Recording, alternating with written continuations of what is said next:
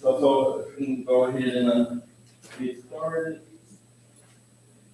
As you recall from last week, we studied the idols of Babylon. They were going to get destroyed. How they couldn't help Babylon at all.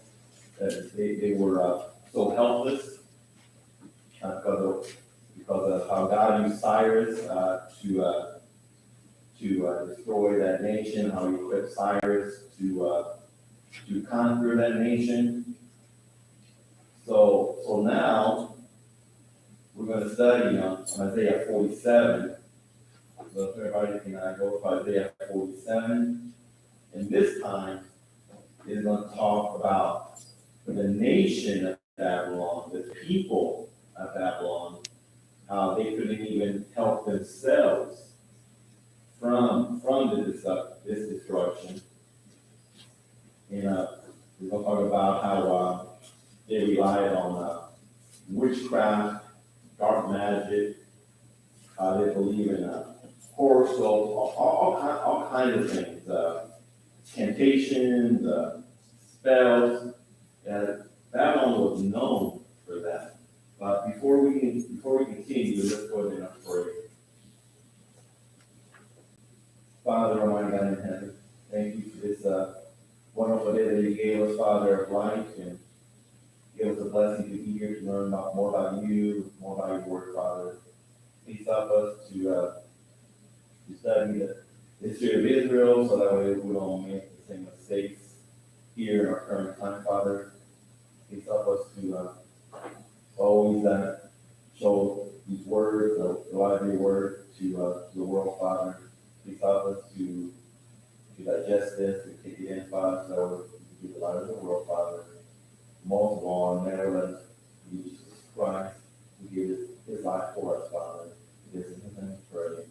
Amen. So I learned a lot about this chapter as well, about chapter 47. And at least in my Bible, the title is called Destruction of Babylon. So I'm going to go ahead and read the first, all the verses.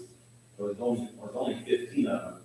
It has, even though it's only 15 verses, it has a lot of information in it. And just anytime somebody has a question, just interrupt me at any time.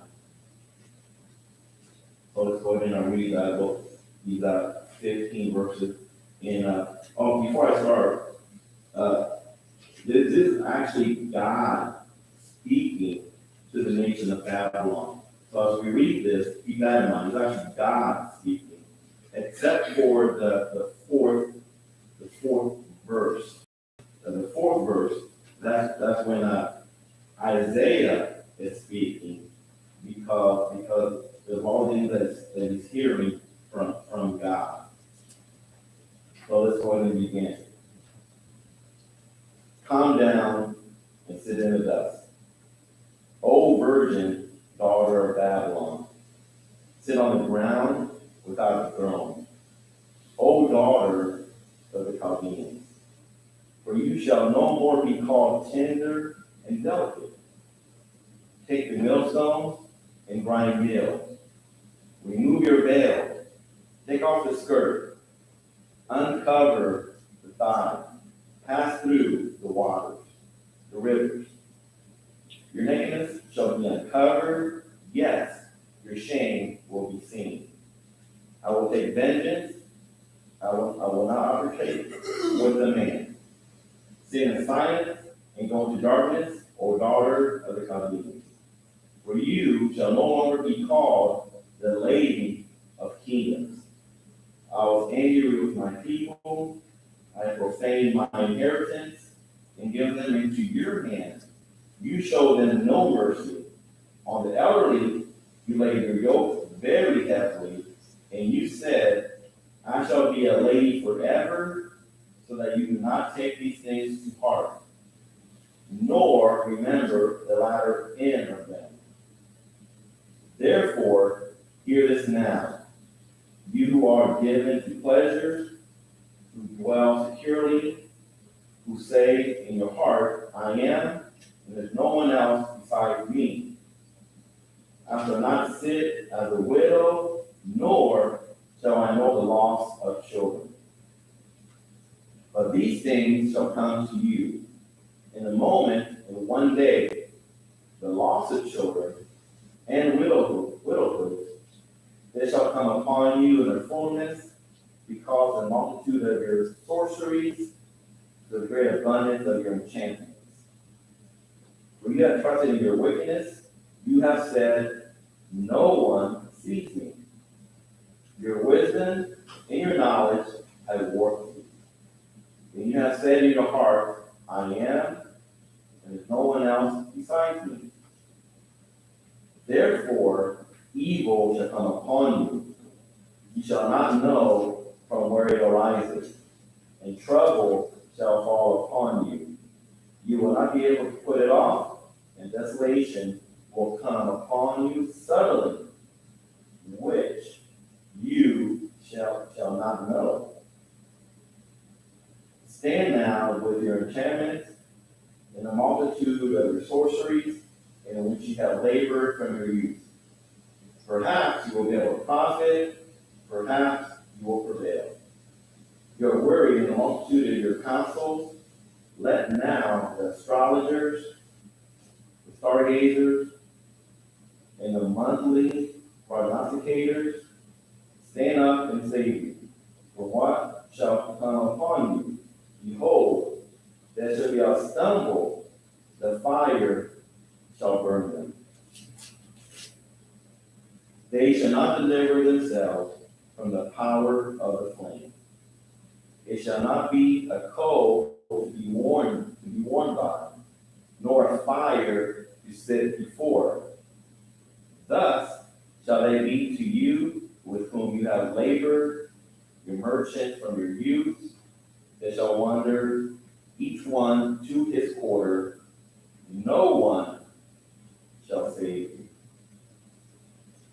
So, as we study this, Babylon was, they were living in luxury. They had everything.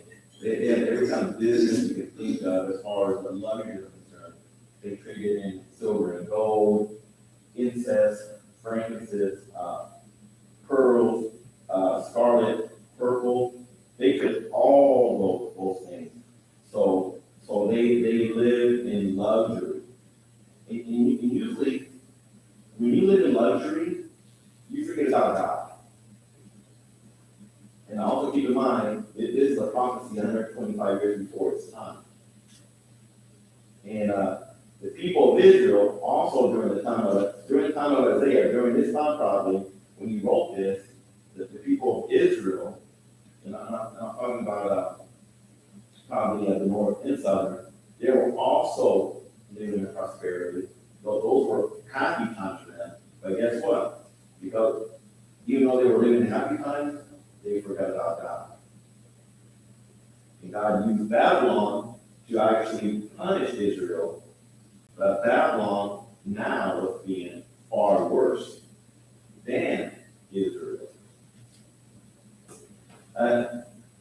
Just to give you an example that I was studying, Babylon was so wicked, so evil, that all their females, when they were a certain age, they actually have to go to the temple of Venus to prostitute themselves. They have to do that at least once during their lifetimes. All the females. So that's how wicked they were at the city of Babylon. So let's go ahead and analyze these verses here. So let's go to, I want to analyze verse 1, where it says, "Come down and sit in the dust, O virgin daughter of Babylon. Sit on the ground without a throne, O daughter of the Chaldeans, for you shall be no more to be called tender and delicate." So this is a personification of Babylon. It's personifying a beautiful woman to rest on Babylon.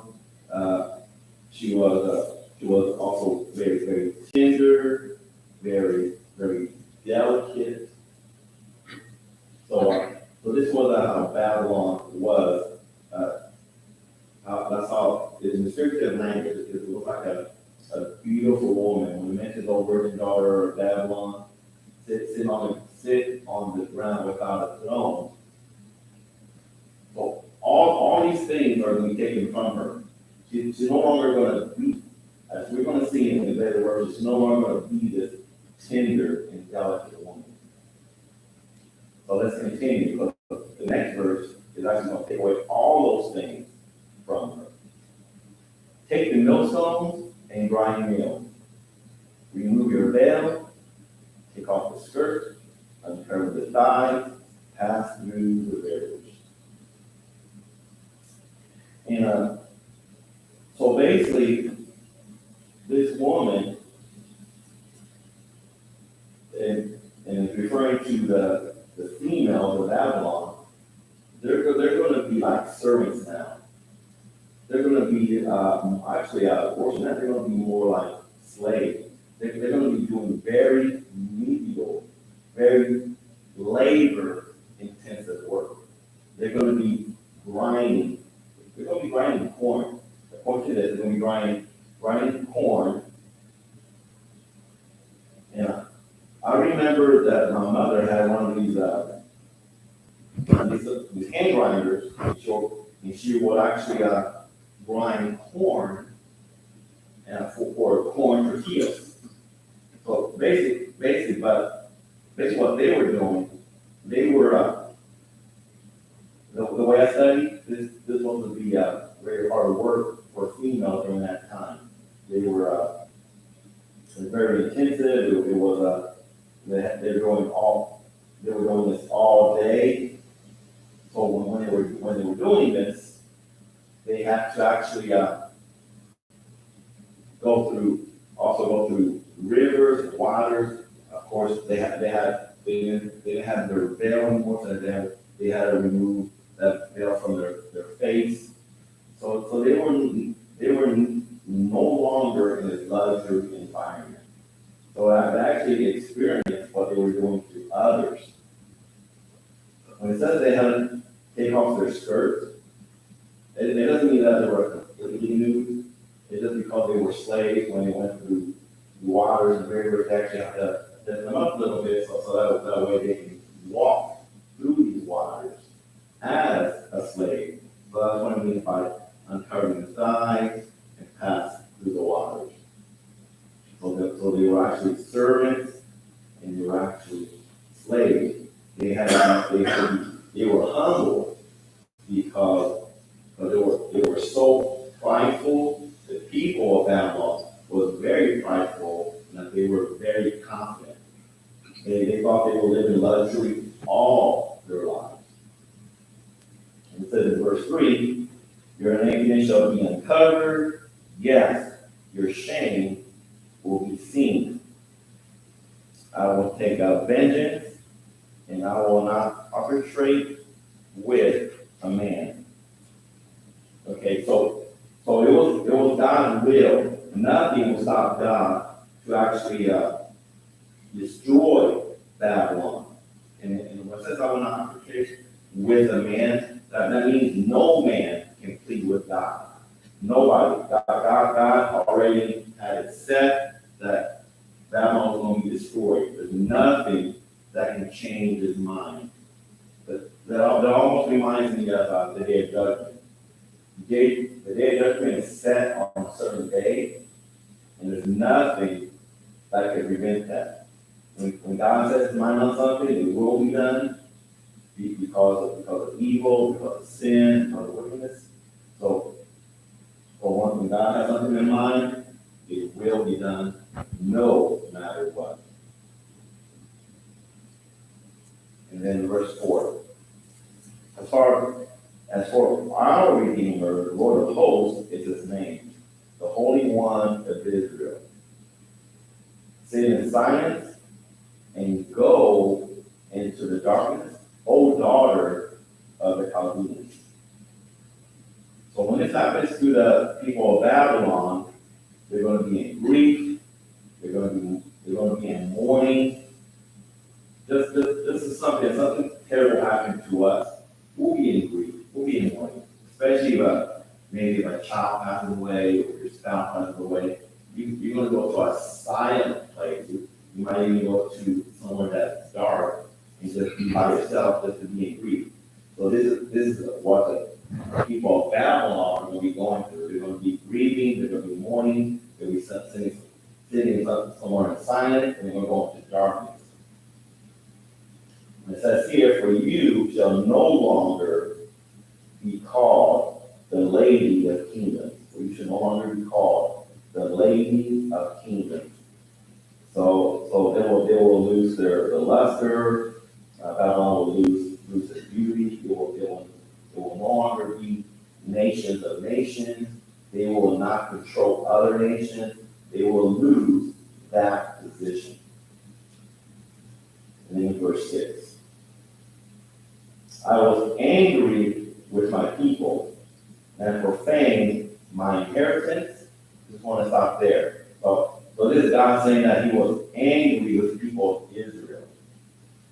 And that's what he used Babylon to actually capture them and have authority over the people of Israel. And it says, I profaned my inheritance. So that means that because of what happened, God let Jerusalem get destroyed. He also let the temple get destroyed as well. So that's what means I had profaned my inheritance. And it says it, and it's going to talk about Babylon. Giving them into your hand, you showed them no mercy. So when they were captured by Babylon, Babylon took advantage of that people. Babylon took advantage of the people of Israel. They were really being very, very hard on them. They were just mistreating them. So whenever somebody comes into your house, for some reason, maybe you're a foster parent, you have a foster child, that doesn't mean you have to mistreat them. This is what happened here.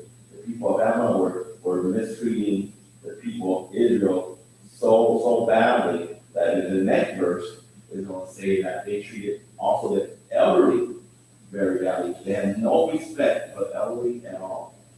So let's read the next verse. On the elderly, you lay your yoke very heavily. So they had no respect for the older people, for the elderly, and basically that the yoke, which is was very severe. Yoke is kind of some kind of it means servitude. So remember in the New Testament, Jesus Christ said, "Come to me, since my yoke is very easy." So with Jesus Christ, we're also his servants, but his yoke is very easy. So we're in service with Jesus Christ, but it's not going to be harsh. But when the people of Israel were in servitude to Babylon, it was very harsh, even to the elders. Any questions, any comments? Okay, so let's continue to verse 7. And you said, this is God speaking, and you said, I shall be a lady forever, so that you do not take these things to heart, nor remember the latter end of them. So Babylon was thinking that her position was never going to be taken away. She was always going to be, they're always going to be the top of the world. They're always going to live in luxury. They always do what they wanted to do. But those things are going to be taken away from them. And what's not interesting though, as they wrote this, like I said, about 150 years beforehand, and the people of Babylon, they had access to this information, but yet they did not repent or anything.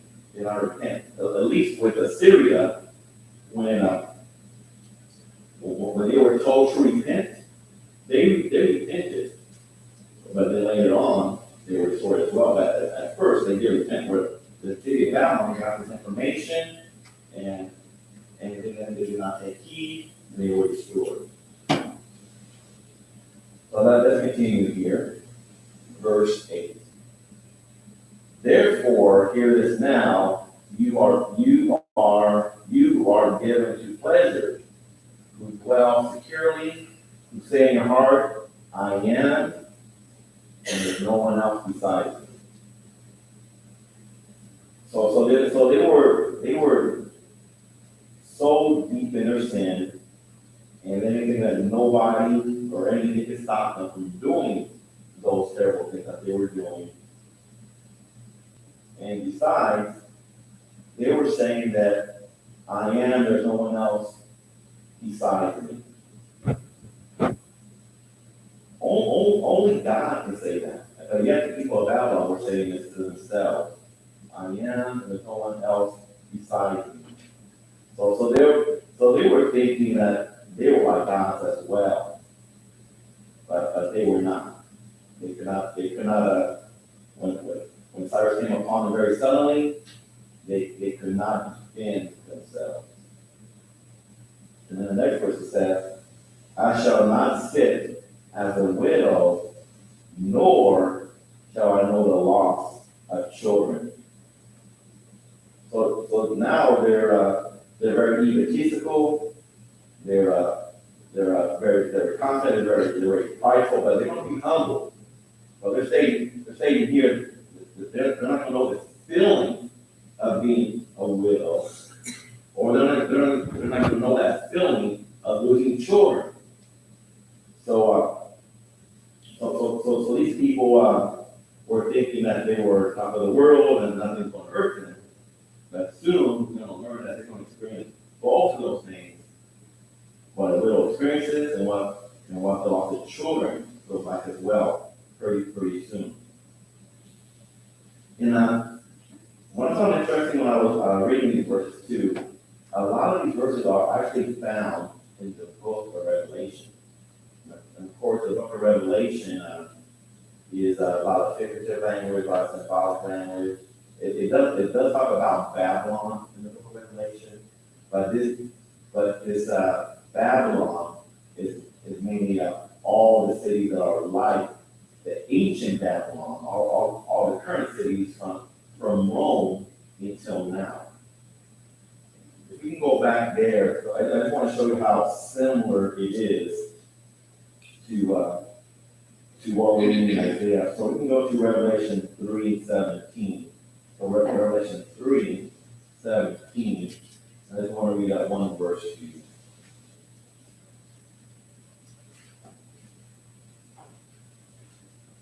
Okay, Revelation 3:17. It's almost the exact word that we just read. It says on there, because you say, I am rich, you got to become wealthy and have need of nothing, and do not know that you are wretched, miserable, poor, blind, and naked. So they're saying, I am rich because I'm wealthy and have need of nothing. So we have to be careful that we never become in that state or we think we have everything, and then we think that we don't need anything, not even God. So we gotta be careful we're never in that condition, because we'll get destroyed, just like Babylon got destroyed. Okay, so now, let's go back to Isaiah 47 in verse 9. But these two things shall come to you in a moment, in one day. So it's saying that in that verse, that the very destruction is going to come very, very sudden. They were not even expecting it. They were not even expecting this at all. Cyrus just came in there with his army and conquered the city within one day. Actually, that night, when Cyrus came to the city, he actually killed. I think his name is Belshazzar. His name is Belshazzar. The king during that time of Babylon. He was actually killed that night. And it didn't take that long actually to destroy Babylon. That's how much he was equipped by God. And you notice right now though that how Russia is trying to conquer Ukraine, and that's still happening. How long has it been?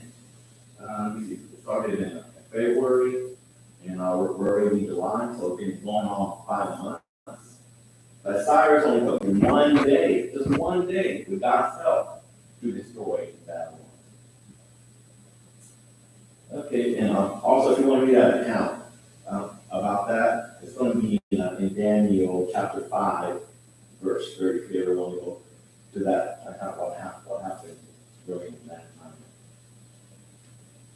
And so let's continue here to the rest of verse 9.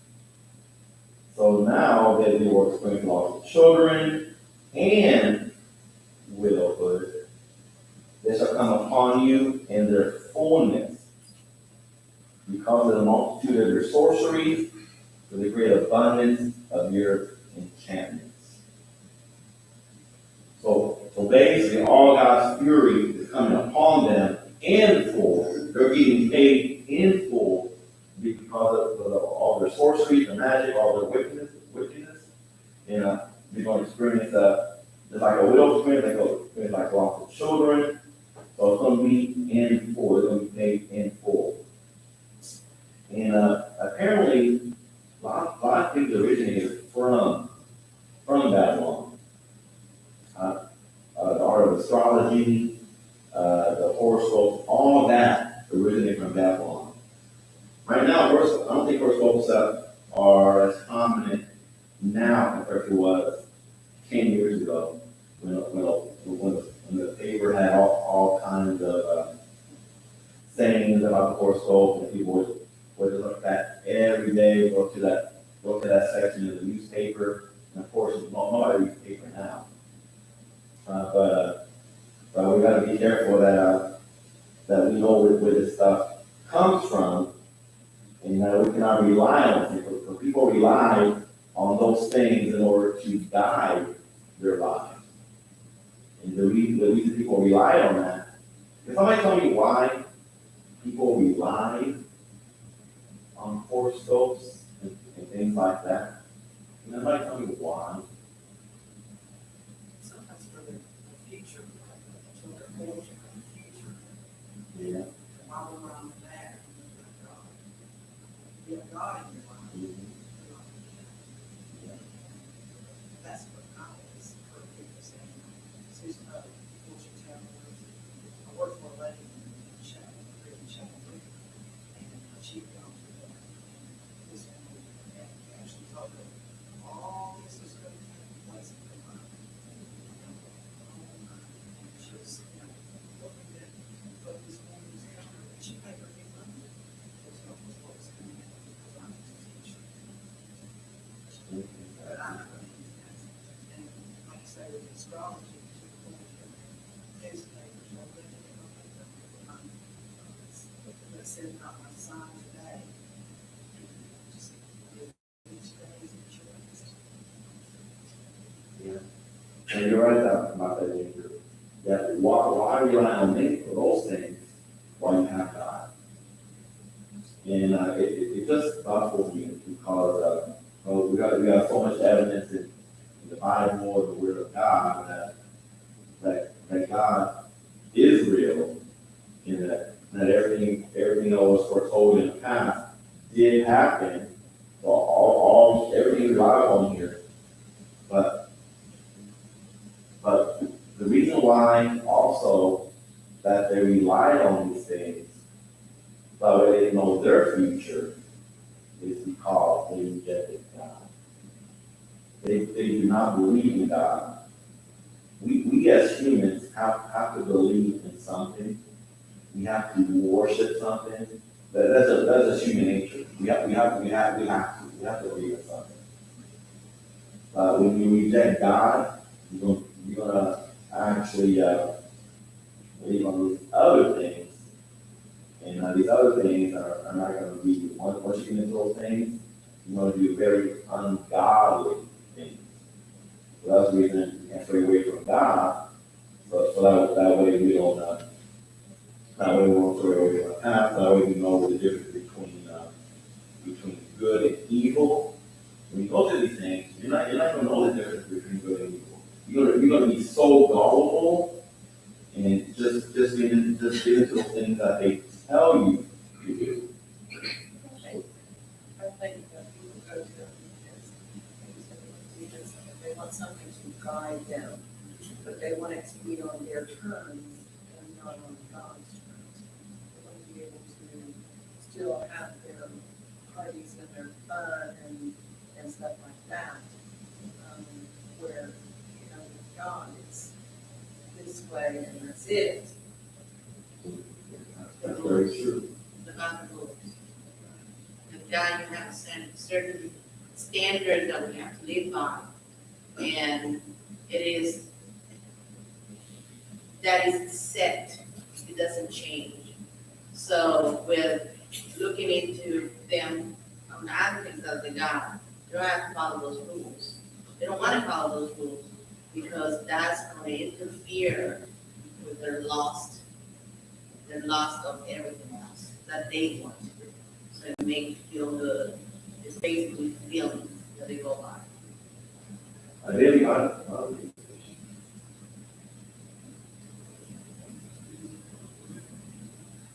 Thank you. And yes. I didn't hear you, I'm sorry, David Bowery. Is it David Bowery? Yeah, he's already. Oh, sorry. Whichever. Thank you. I do know about him, especially in regards to astrology and other aspects of it, and, it's big on planet and things, and so, of course, we see it in a different way today. People put the creation over the creator, and you see that in the evolution, you see that, in the whole blue movement, which of course, it's good to preserve, what we have. But, when we become obsessed with this idea of, sustainability, we're losing sight of the fact that this is not our going place. I read somewhere where someone given advice to someone that the universe will give you the right people in your life. The universe was created by God. But that's just the plain ignorance of the people out there that don't know. They don't want to follow God's rules. So that tells you that the universe. But the universe is going to do for you. Yeah. They're thinking that the universe is their God. The universe will guide you. If the planets are on a certain position, the stars in a certain position, you better do this for good luck. Anything like that. So we depend on the configuration, the constellation, the stars, and all that. Yeah. I heard. Also, I do have a family member. I hardly never see. Actually, it's a cousin, and they're into voodoo and also magic and all that. So probably everyone knows someone that's doing those things. special oils, and those tarot cards, the all these kind of things. But that, all that is just a lot of that, as we're gonna find out by the time, all things originated from Babylon that was destroyed. We're to these things, we're gonna be destroyed as well. Okay, so let's continue reading with verse 10. I think it's pretty common, by the way. So verse 10, for you have trust in your wickedness. You have said, no one sees me. Your wisdom and your knowledge have reward to you. And you have said in your heart, I am, and there's no one else besides me. So again, it's saying here that I am, there's no one else besides me. So they're comparing themselves to God. God is He's the only one that can give that praise. No one can actually, no human can say that because of sin. Being in this world, sin originated from Adam and Eve. No one can say that there's no one else besides me. Only God can say that. And also where it says that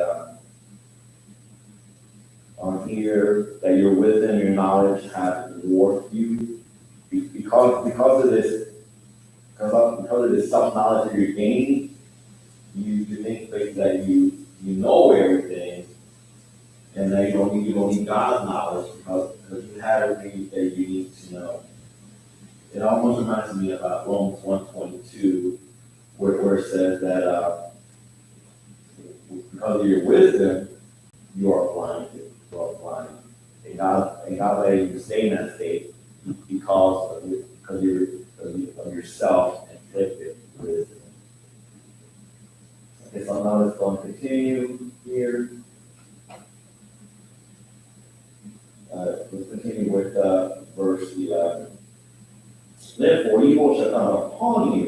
You shall not know from where it arises, and trouble shall fall upon you. You will not be able to put it off. And then the desolation shall come upon you suddenly, which you shall not know. So this, like I mentioned earlier, their destruction happened very sudden. They did not know basically what hit them because it came so sudden. During the second coming of Jesus Christ, that's going to be all of a sudden as well.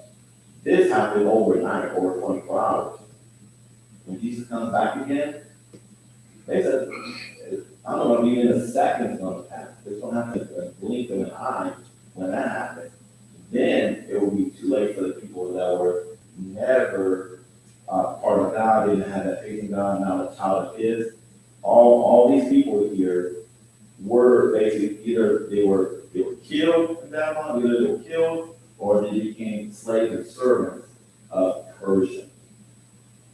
But when it just comes again, we're not going to have, there's no second chances.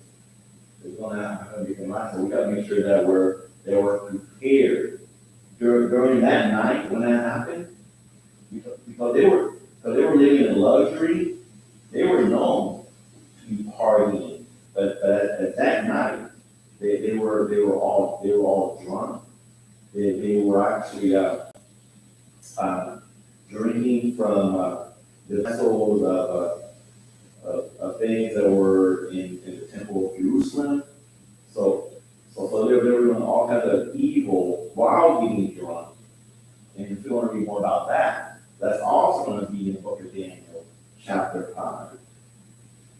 So we always got to be prepared, because the people of Babylon, they were not prepared.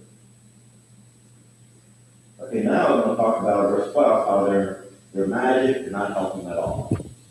They relied on magic, they relied on spells, enchantments, and none of it could help them.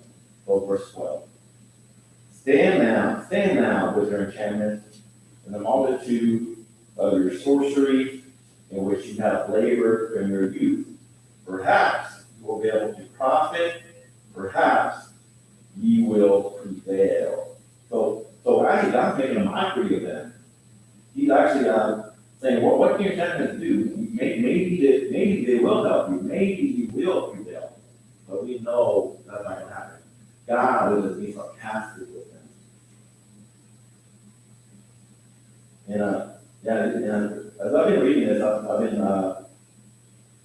learning that, God can be, sarcastic to the people that are profaning him, profaning his name. So, keep in mind though, that God is, the Almighty God. No one can prevail against him.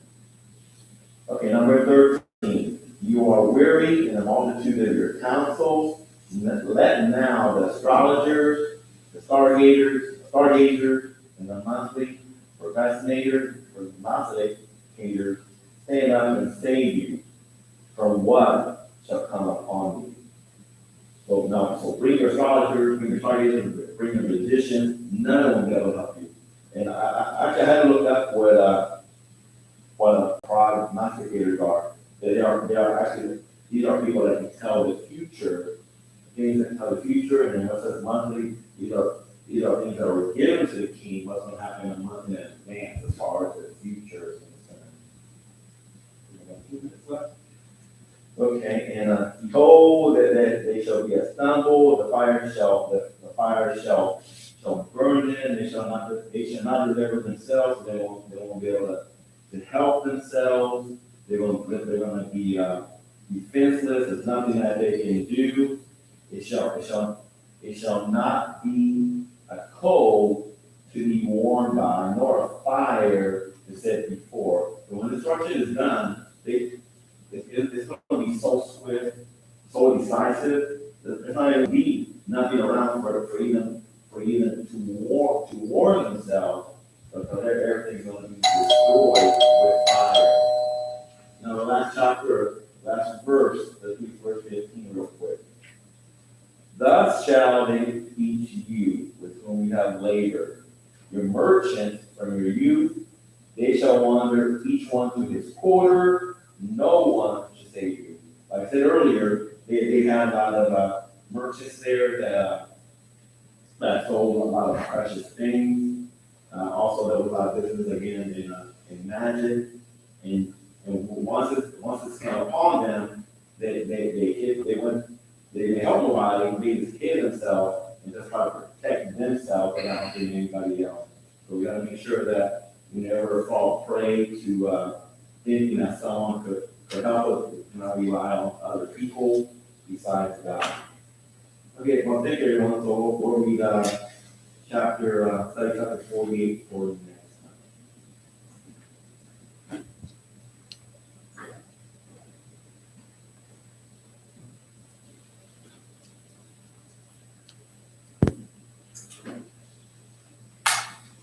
time.